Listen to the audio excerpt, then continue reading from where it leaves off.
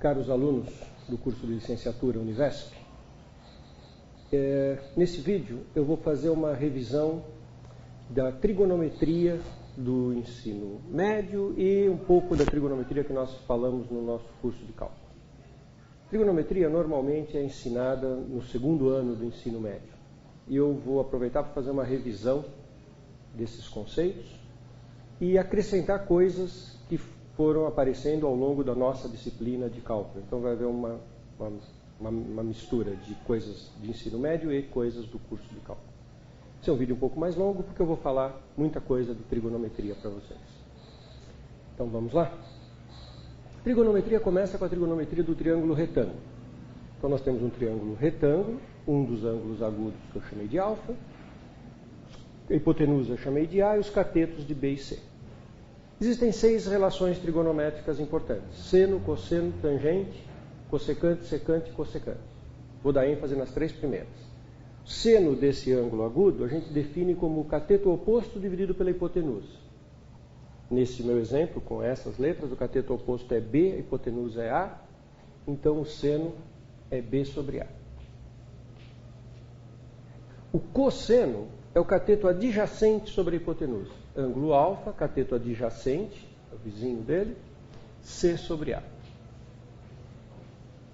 E a tangente é definida como cateto oposto sobre o cateto adjacente, o meu exemplo, B sobre C, e observe também que a tangente coincide com a divisão do seno pelo cosseno.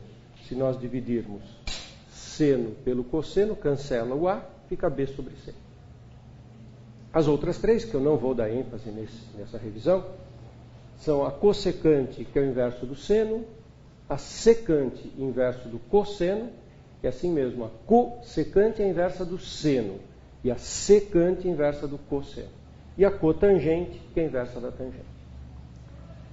Primeiro comentário importante é que essas funções têm valores numéricos bastante conhecidos, e eu queria mostrar para vocês de onde vêm esses valores. Quando nós damos aula no ensino médio, frequentemente nos textos, nas nossas aulas, aparece uma tabelinha com os valores de seno, cosseno e tangente. É muito comum nós encontrarmos uma tabelinha assim: seno, cosseno, tangente, dos principais ângulos. Normalmente, numa primeira apresentação, aparecem os 3 ângulos agudos, 30, 45 e 60. Os 3 ângulos que são, assim, digamos, mais básicos da trigonometria. Então aqui aparece o 30, o 45 e o 60. Isso é uma tabela super frequente nos textos, nas nossas aulas de ensino médio. Os valores dessas funções são: seno de 30 é meio, seno de 45 é raiz de 2 sobre 2 e seno de 60 é raiz de 3 sobre 2. O cosseno inverte: raiz de 3 sobre 2, raiz de 2 sobre 2, meio. E a tangente é raiz de 3 sobre 3, 1 e raiz de 3. Observe que se você tiver seno e cosseno, para achar a tangente, é só fazer o seno dividido pelo cosseno. Então, mais tranquilo. A última linha é decorrência das 2 primeiras. E esses valores do seno e do cosseno, eles não são arbitrários. De onde eles vêm? Eles vêm de figuras geométricas simples. Vou contar um deles para vocês. Por que o seno de 45 é raiz de 2 sobre 2? No fundo, é por causa do teorema de Pitágoras. E não é nenhuma surpresa, então, que eu vou contar para vocês, que essa trigonometria foi desenvolvida, e já estava a trigonometria do triângulo desenvolvida, antes de Cristo, séculos antes de Cristo. Na época áurea da matemática grega, isso já era conhecido. Está associado à criação de uma geometria para estudos de astronomia, previsão de eclipses, construção de calendários, uma série de contextos que remontam séculos antes de Cristo. Observa a seguinte figura. Figura geométrica que tem um ângulo de 45 graus. Bom, um lugar natural onde aparece um ângulo de 45 graus é num quadrado quando nós traçamos a diagonal. Então, imagine que eu tenho um quadrado de lado L e eu trace a diagonal dele. Por conta do Teorema de Pitágoras, e o Teorema de Pitágoras está na base da trigonometria, a gente sabe que o d ao quadrado é igual a L ao quadrado mais L ao quadrado. O quadrado da hipotenusa é a soma dos quadrados dos catetos, e aqui, por ser um quadrado, tem um ângulo reto. Ou seja, 2L ao quadrado. Em outras palavras, eu posso dizer que a diagonal é raiz quadrada disso, é L raiz de 2. Quando eu aplico a definição de seno, olha o que ocorre. Seno do ângulo 45, está aqui. Soma dos ângulos tem que ser 180, aqui é 90, o triângulo é isósceles, ângulos iguais na base, 45 e 45. Seno de 45 é igual cateto oposto L sobre a hipotenusa, que é D, L raiz de 2. Cancela o L, 1 sobre raiz de 2. E quando racionalizamos, multiplicamos em cima e embaixo por raiz de 2, obtemos raiz de 2 sobre 2. Então, estes valores não são arbitrários. Eles têm uma razão de ser. E a razão de ser é exatamente essa, figuras geométricas onde eles aparecem. Quem quiser fazer a conta, eu vou deixar como exercício, do 30 e do 60, vai ter que trabalhar no triângulo equilátero. Começamos com o triângulo equilátero, onde tem o ângulo de 60 graus. Traçamos a altura, H. Expressamos a altura, aqui temos o ângulo de 60, aqui o de 30. E fazemos procedimentos semelhantes para achar seno e cosseno de 30 e 60. Isso eu vou deixar como exercício para vocês. Então, esse é o começo da trigonometria. Por razões de uso da trigonometria em situações relevantes como física, estudo de plano inclinado, movimentos oscilatórios, a trigonometria precisou evoluir do triângulo-retângulo para uma situação mais geral, que é a trigonometria da circunferência, onde o seno e o cosseno poderão ser negativos, porque eles deixarão de ser simplesmente uma relação entre cateto e hipotenusa, entre elementos geométricos que seriam sempre positivos. Na circunferência trigonométrica, o que ocorre? Eu tenho uma circunferência dentro de um sistema de coordenadas, nunca percamos isso de vista. Nós temos um eixo x e um eixo y com as coordenadas usuais. Na verdade, então, nós estamos trabalhando num sistema de coordenadas, sistema cartesiano, usual. E eu vou trabalhar apenas com a circunferência de centro na origem, raio 1. Então, esta é a circunferência trigonométrica, circunferência de centro na origem, raio 1. A gente não fica repetindo isso o tempo todo, mas a circunferência trigonométrica é uma circunferência que está num sistema de coordenadas, centro na origem, raio 1. Okay? Então, está aqui a minha circunferência. Esses pontos têm a abscissa 1 e menos 1, 1 e menos 1. Próximo passo, nós vamos marcar os nossos ângulos nessa circunferência. Há duas maneiras para você pensar, e tanto faz qual que você adote. Primeiro, nós vamos adotar como um sentido positivo o anti-horário e o sentido negativo como o horário. Razões históricas da matemática que levaram a isso. Não vou entrar nessa questão hoje. Mas observe o seguinte, se eu falar a partir de agora um ângulo de 30 graus, o jeito correto de pensar é o seguinte, você vai pensar sempre que esse ângulo tem um lado apoiado no eixo x. Se eu falar mais 30 graus, você vai desenhar para o lado de cima. Se eu falar menos 30 graus, você vai desenhar para o lado de baixo. Então, se eu falar mais 30 graus, você desenha este ângulo de 30 graus. Se eu falar menos 30 graus, você desenha este ângulo para baixo.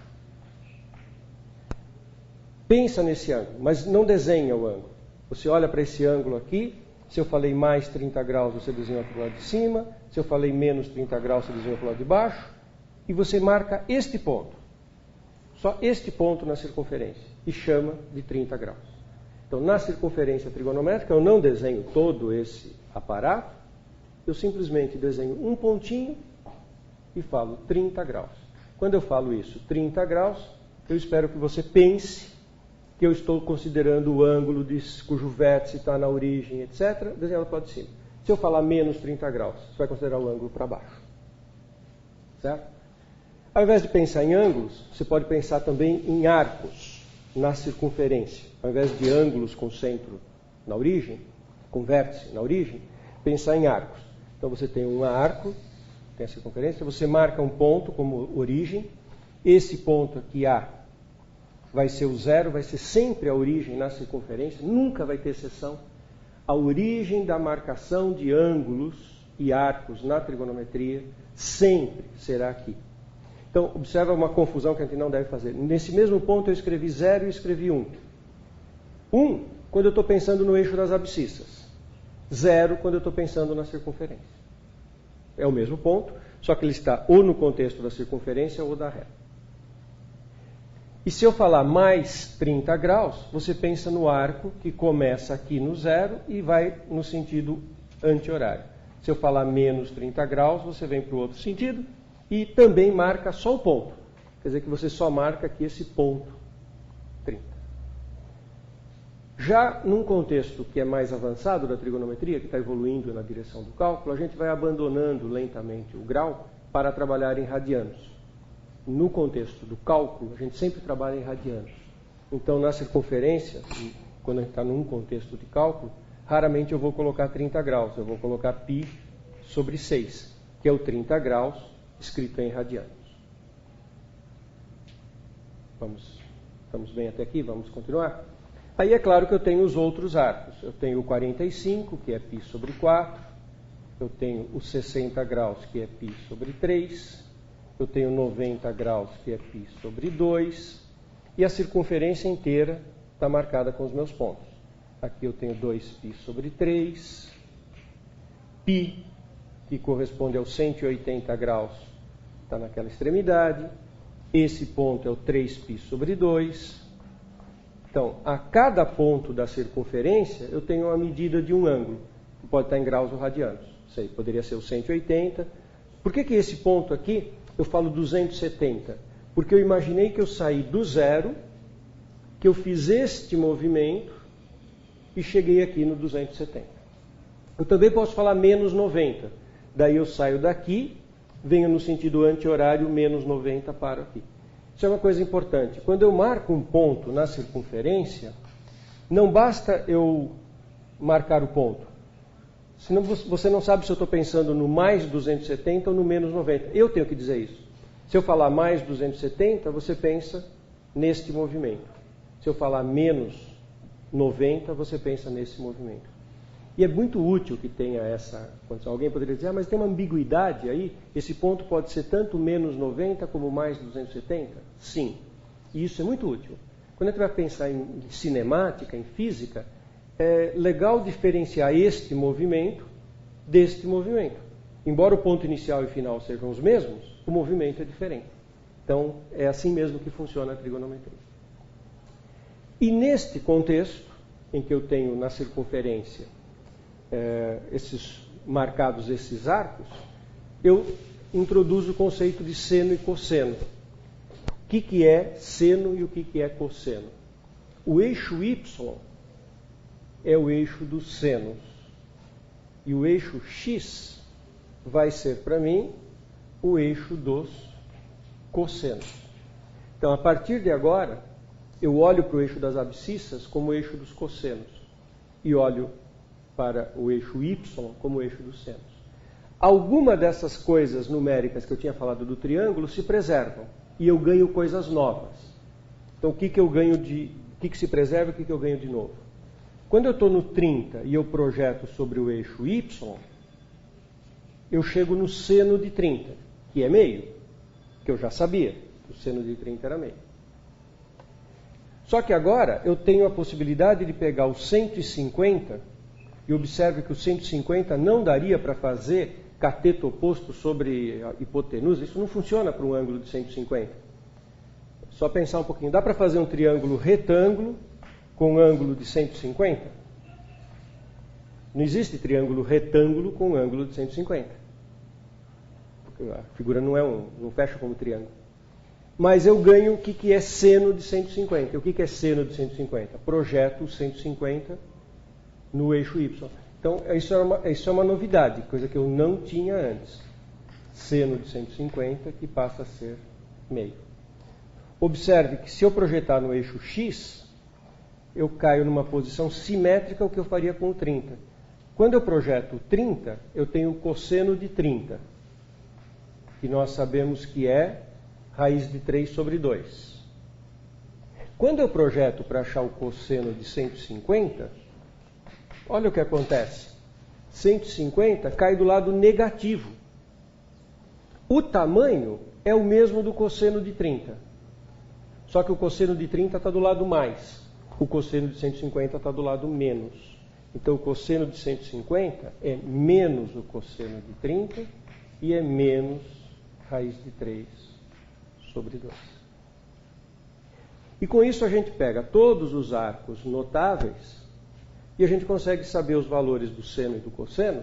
E o que introduz de novidade é que eles podem ser negativos se eles estiverem do lado negativo dos eixos. E essa é a trigonometria do triângulo retângulo, é a trigonometria da circunferência.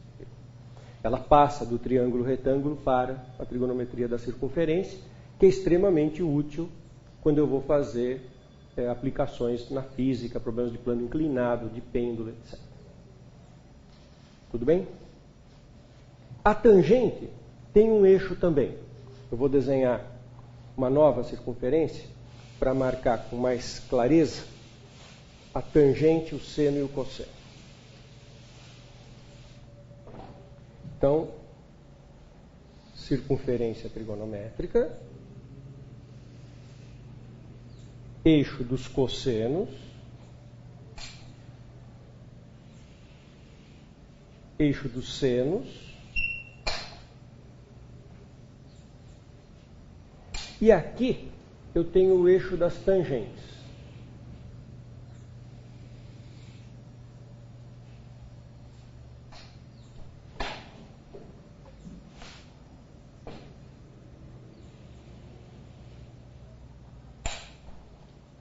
E o que eu vou representar agora é uma coisa muito útil de vocês enxergarem para usarem quando forem dar aula ou quando forem trabalhar com trigonometria. Eu marco um ângulo usando aquele critério que eu acabei de falar. Ou eu estou pensando no ângulo de centro, de vértice no centro do sistema, ou eu estou pensando no arco aqui. Aí eu faço 3 projeções. Projeto no eixo dos cossenos e eu obtenho exatamente o cosseno daquele alfa. Se isso aqui é um arco de medida alfa, esse número aqui é o cosseno de alfa. Eu projeto na horizontal, sobre o eixo vertical. Aqui tem um jogo de palavras interessantes, né? Para chegar no seno, que é vertical, eu preciso fazer a projeção ao longo de uma horizontal. Como quando a gente vai medir a altura. A altura é a nossa medida vertical, só que a gente puxa uma linha, naqueles aparelhinhos de medir a altura, a gente projeta o corpo da gente sobre aquela medida, projeta horizontalmente para bater na vertical. E a tangente, a gente projeta de forma inclinada, usando o centro da circunferência e o ponto alfa, e esse valor aqui é a tangente de alfa vista geometricamente. Então isso é muito importante que vocês fixem. Tangente está aqui, cosseno está aqui, seno está aqui. São as 3 maneiras geométricas de ver as 3 principais funções da trigonometria. E é claro, quando você muda de quadrante, quando você está no segundo quadrante, o cosseno fica negativo, o seno continua positivo e a projeção inclinada da tangente vai dar negativo. E com isso você vai analisando seno, cosseno e tangente em todos os pontos. Bom, quis fazer essa revisão de alguns fatos básicos de trigonometria e agora eu vou mostrar para vocês os gráficos dessas funções. Primeiro, fazer o seno e o cosseno.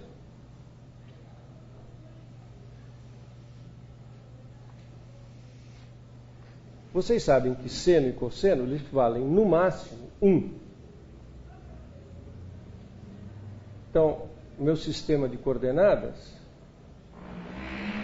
tem um 1 na vertical, menos 1 também na vertical, e o gráfico do seno e o gráfico do cosseno vão ficar restritos a essa faixa. Nunca vão poder sair daqui. Porque o seno nunca vai ser maior do que 1, nem menor que menos 1. Para representar a função seno, eu preciso representar pelo menos um período, uma volta na circunferência. Porque à medida que eu vou dando voltas na circunferência, o seno e o cosseno vão se repetindo. Eu vou marcar, lembre-se, nós estamos trabalhando em radianos. E aqui tem uma observação que vocês até podem fazer para os alunos de vocês quando forem dar aula. Se eu quisesse trabalhar em graus, qual é a primeira estratégia quando a gente monta um gráfico? A gente põe uma unidade na vertical e a mesma unidade na vertical. Se eu fizer isso em graus e colocar para cada um aqui, eu colocar 1 grau aqui no meu tamanho, como a circunferência tem 360 graus, o meu gráfico ficaria enorme, enormemente comprido. Ficaria muito estranho o gráfico. Para cada 1 centímetro, teria 360 centímetros, mais de 3 metros. Mas isso também não é nenhum problema, a gente não faz gráfico assim. Quando tem um problema desse tipo, a gente muda a escala. E o radiano é uma mudança de escala do grau. E é a melhor mudança porque ele tem aquela propriedade que o limite do seno de x sobre x é 1. Então o radiano não deixa de ser o quê? Uma mudança de escala no grau. Então aqui 1, 2, 3,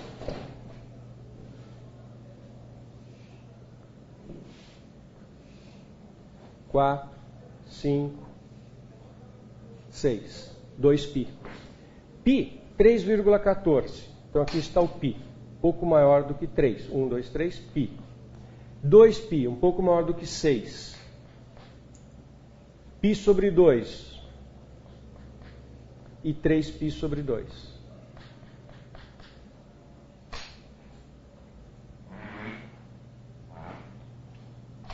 Gráfico do seno.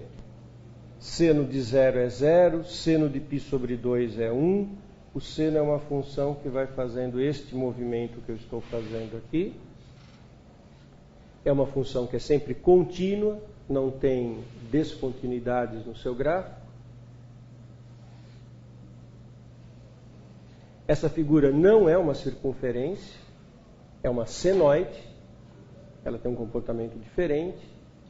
E esse é o gráfico do seno. O gráfico do cosseno, ele começa em 1, cosseno de 0 é 1, depois vale π sobre 2, depois vale menos 1, 3π sobre 2, 1. Esses gráficos a gente obtém colocando os valores dos principais arcos. Vocês podem olhar na videoaula que nós falamos de gráfico das funções, em que esses principais valores estão apontados, e quando a gente faz o gráfico, obtém essas curvas. Essa laranja é o seno e essa cor de rosa, vermelha é o cosseno. Do ponto de vista do cálculo, eu queria que vocês percebessem que essas funções são contínuas. Então, toda vez que eu for calcular um limite envolvendo seno, por exemplo, se eu fizer limite do seno para x tendendo a π sobre 2 de seno de x, não há nenhum obstáculo de calcular. Quando o x tende a π sobre 2, o limite do seno é calculado simplesmente por substituição. É o seno de π sobre 2 e isso dá 1. Não há nenhum problema de condição de existência, de indefinição. Então, cálculo do limite de coisas envolvendo seno e cosseno é sempre direto, não tem nenhum grande obstáculo. Claro que se ele estiver embutido no meio de uma fórmula, pode ter um problema. Se eu escrever limite do seno de x menos π dividido por x, quando x tende a π,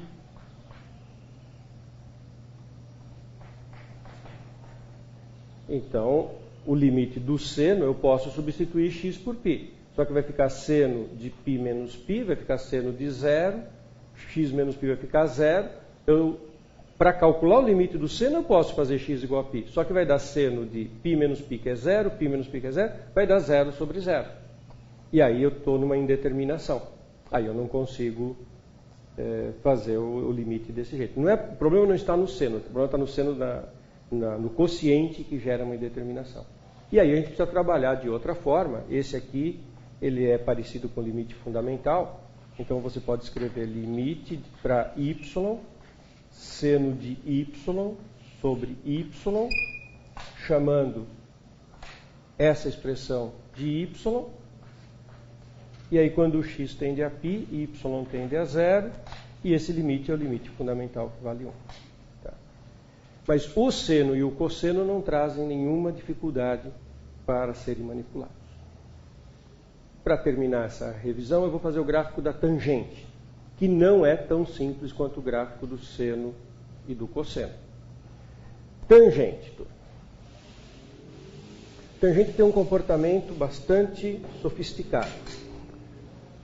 Vamos tentar entender um pouco melhor o comportamento da tangente. Primeira coisa, não existe tangente de π sobre 2, nem de 3π sobre 2. Se você olha a tangente como sendo seno sobre cosseno, é claro que não dá para calcular no π sobre 2, porque eu teria seno de π sobre 2 sobre cosseno de π sobre 2. O seno de π sobre 2 é 1, o cosseno de π sobre 2 é 0, π sobre 2 está aqui. Cosseno projeta no x dá 0, 0 no eixo x, π sobre 2 projeta no 0, e na vertical nem tem o que projetar, o seno já está no nível 1. Então, seno de π sobre 2, se eu colocar aqui π sobre 2 e π sobre 2, o seno de π sobre 2 é 1, o cosseno é 0, isso não existe. Também posso ver que a tangente não existe de uma maneira geométrica.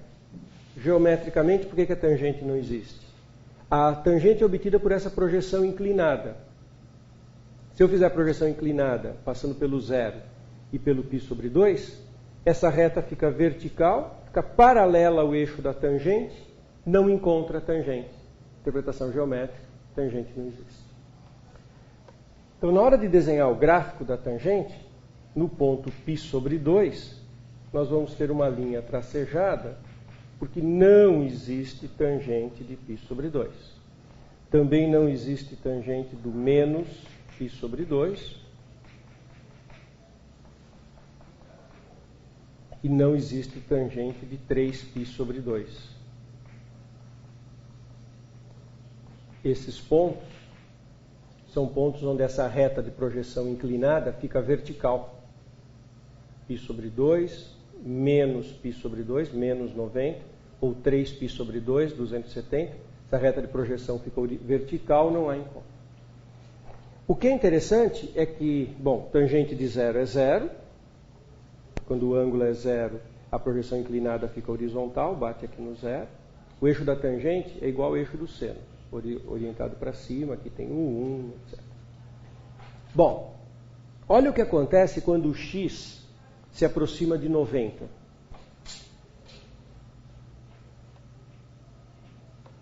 A reta de projeção inclinada vai ficando cada vez mais vertical.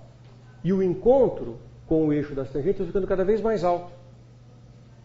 Se você pegar um valor muito grande no eixo das tangentes, suba nesse eixo das tangentes até um valor muito grande, 5 milhões. Pega o ponto lá nos 5 milhões e pega a origem. Essa reta de projeção vai ficar quase vertical, mas não é vertical, porque um ponto está aqui no 0, o outro ponto está lá no eixo das tangentes lá em cima. Essa reta inclinada vai encontrar aqui pertinho do 90. Quer dizer, quando o x tende a 90, a tangente tende a infinito. E isso significa que o gráfico da tangente tem esse comportamento.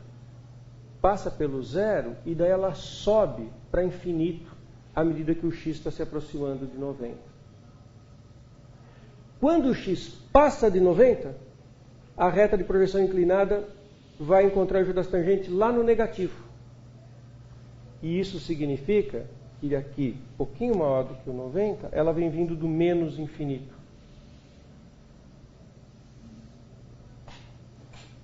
E o gráfico da tangente tem esse comportamento. É um comportamento bastante sutil, inesperado. Observe que, ao contrário de uma parábola, nós estamos acostumados que a parábola vai para infinito. Só que a parábola vai para infinito abrindo, abrindo, abrindo. Ela abre na horizontal e sobe, abre na horizontal e sobe, abre na horizontal e sobe. A tangente não, ela vai para infinito sem avançar na horizontal. E a consequência disso, em termos do cálculo, é que se eu calcular limite da tangente de x num ponto simples, quando x tende a zero, isso dá a tangente de zero, que é zero. Não há nenhum problema para calcular a tangente nesse ponto. Se eu fizer limite para x tendendo a 45, π sobre 4 da tangente de x, sem nenhum problema, da tangente de π sobre 4, que é 1. Tangente de π sobre 4 é 1. Agora, quando o x tende a π sobre 2, a situação é a seguinte. Se o x tende a π sobre 2 por valores maiores que o π sobre 2, então imagine o x tendendo a π sobre 2, mas maior que π sobre 2. A tangente tende a menos infinito. Vamos olhar de novo no gráfico. X tendendo a 90, está aqui o 90. X tendendo a 90 vindo pela direita, por valores maiores. O gráfico da tangente vai para menos infinito. Aqui, x tendendo a 90 por valores menores, o gráfico vai para mais infinito. Então, quando x... Vou escrever onde isso? Vou escrever aqui. Limite para x tendendo a 90, π sobre 2, por valores menores da tangente, mais infinito. Então, com isso eu fiz uma breve revisão sobre muitas coisas que vocês precisam dominar sobre trigonometria, tanto com aspectos do cálculo como com aspectos mais básicos. Tá bom?